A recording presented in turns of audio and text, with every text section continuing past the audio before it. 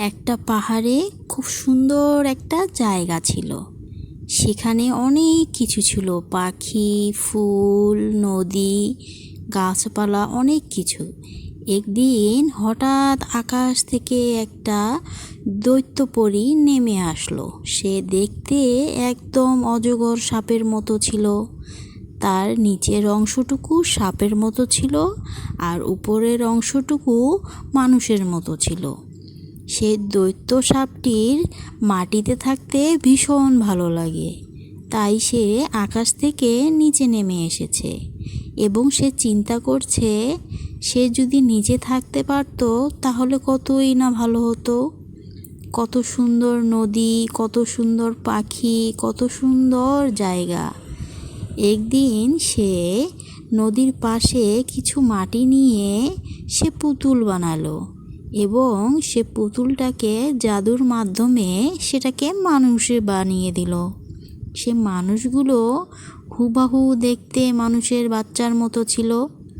সেই বাচ্চাগুলো লাফালাফি করা শুরু করলো, আর দেখেই সেই দৈত্য সাপটি খুশি হয়ে গেল। সে এগুলো দেখে চিন্তা করতে লাগলো, এগুলো তো প্রায় মানুষের মতোই দেখতে হয়েছে। কত সুন্দর এরা হাত নাড়াতে পারে, পা নাড়াতে পারে, কথা বলতে পারে। সে দেখে আরও খুশি হয়ে গেল এবং মনে মনে চিন্তা করতে লাগলো সে আরও অনেকগুলো বানাবে। যেহেতু এখানে সে একাই থাকে, তাই সে অনেকগুলো বাচ্চা তৈরি করলো এবং সেগুলো তার চারদিকে ঘিরে নাচানাচি শুরু করলো এবং তাকে মামা বলে ডাকছিল। মামা বলে ডাকাতে সেই দৈত্যটার খুবই ভালো লাগলো এবং তাকে বলতে লাগলো তাদেরকে, যাও তোমরা খেলাধুলা করো, যেখানে মন চায় সেখানে যাও, তোমাকে আমি মুক্ত করে দিলাম। এই বলে সবাই চলে গেল দৈত্যকে রেখে খেলাধুলা করার জন্য।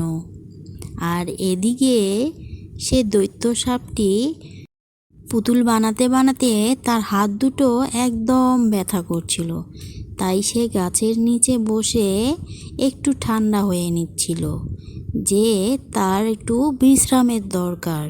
তারপর সে আবার সেই মাটি দিয়ে পুতুল তৈরি করবে এবং অনেকগুলো বাচ্চা তৈরি করবে।